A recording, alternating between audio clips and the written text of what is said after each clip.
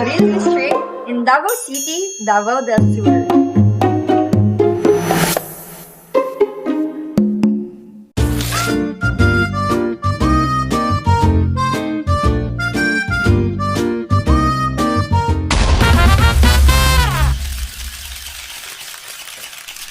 You know, Barangay Bayabas is one of the fast-growing barangays in Toril.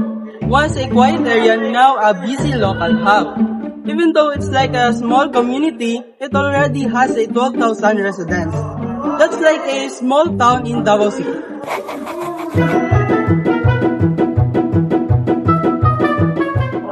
The purpose of our vlog is to inform, entertain, and connect with our audience while sharing meaningful experiences here in Barangay Crossing Bayabas.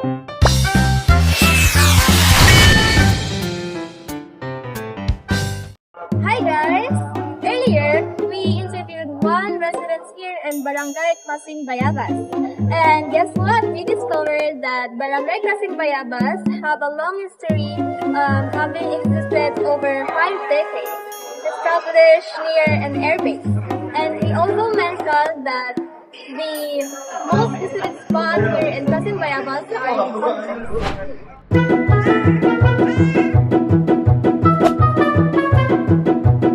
So, binanggit din nila na ang lugar ay nakaranas ng maraming sakuna o insidente. And after the incidents, the number of emergencies was compared to a tsunami, involving multiple patients.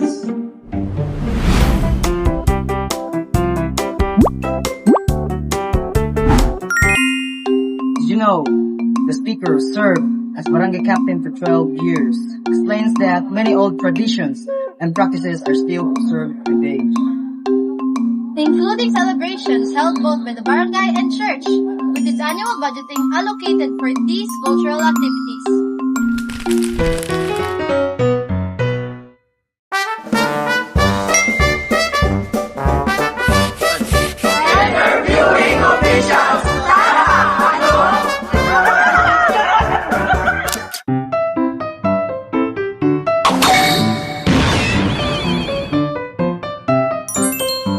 Good afternoon, Nay. Kanang, pwede ko mga information na nga mag-video mi sa imong para sa okay.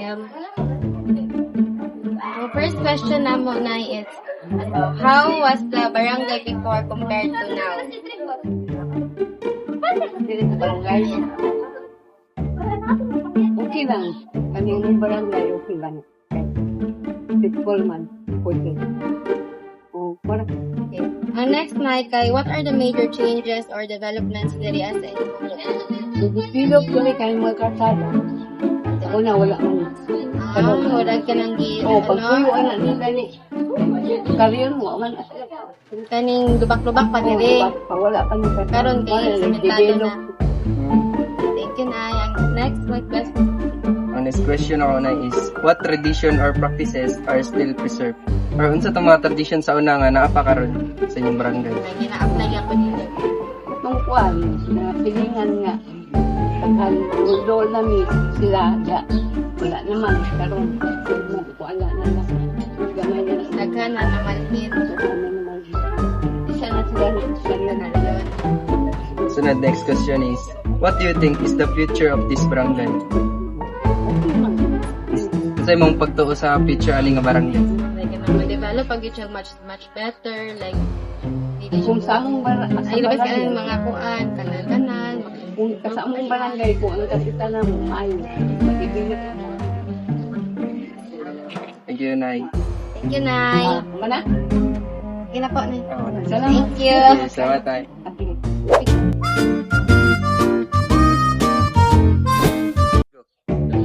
Sir, pwede ba ka na mo ma-interview para sa mga vlog, sir? About sa mga residents rin sa Crossing Bayabas.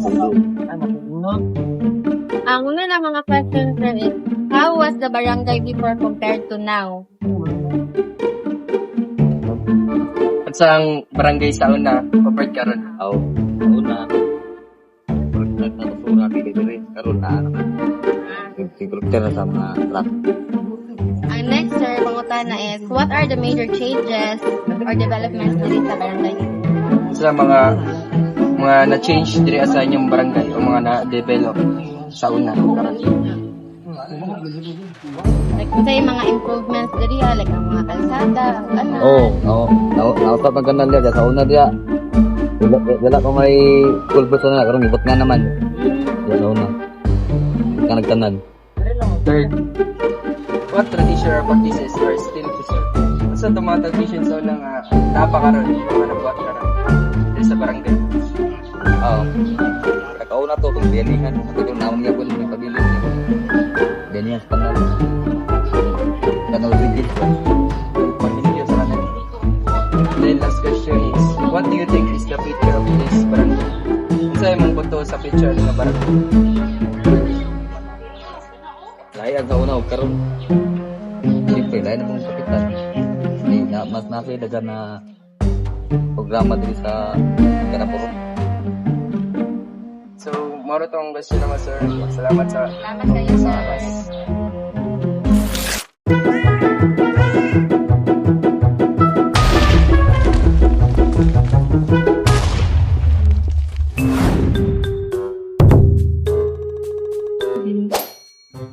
Okay, so ang first question po namin is, how's the barangay po before compared now?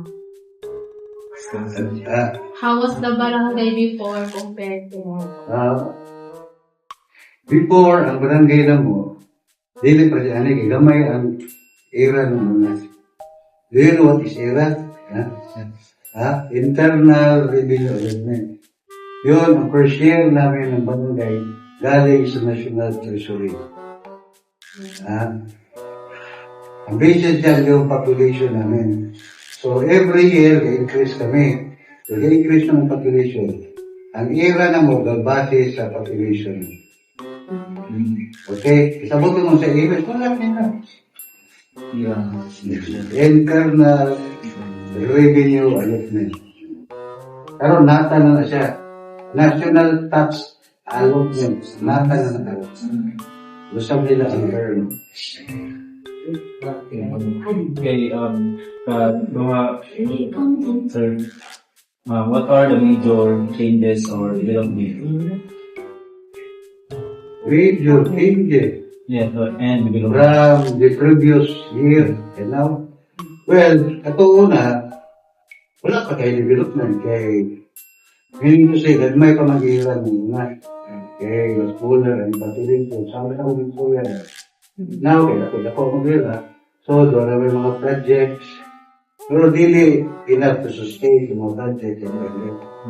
Kailangan pa na mo ang operations, mga business sectors. Okay, para ma-sustain na mo ang among mga programa. Okay?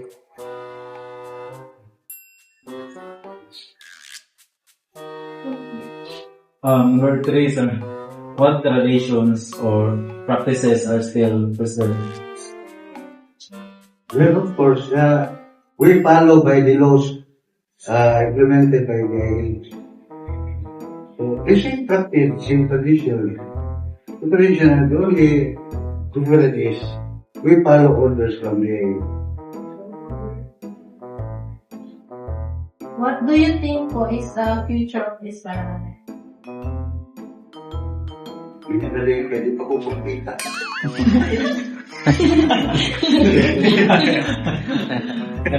They cannot predict the future. Okay. But I think progressing. Okay? Yeah. Oh, Yun na. that's all. Thank you. Thank you.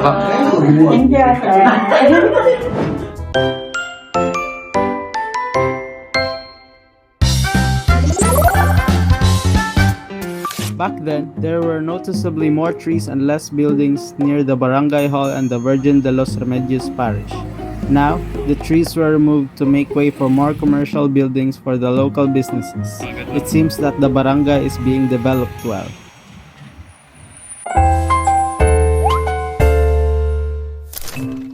Barangay Cruz in Bayabas became independent with its own school system. Growing up in an urbanized area, and now has a modern and spacious facilities, including a separate health center, well-paid roads, and also established schools.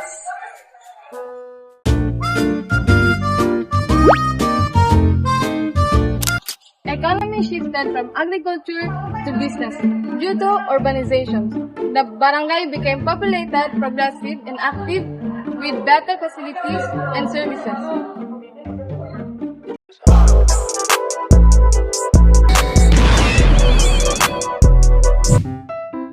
We learned that Crossing Bayabas is famous for coffee shops, and it existed for 54 or 55 years, and originally near an airbase.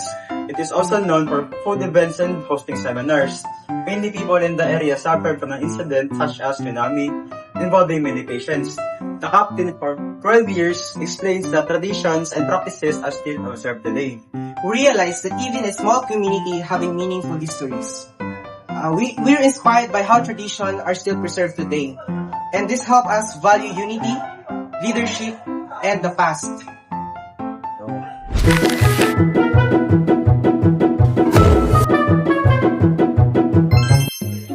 We just realized Crossing Bayabas is such a strong and elevated barangay, despite for many calamities they face, like tsunami and earthquakes. It shows their resilience, love, and unity for their barangay.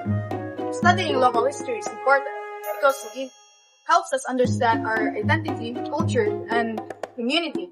It shows how our place was built by the past and makes big historical events easier to understand.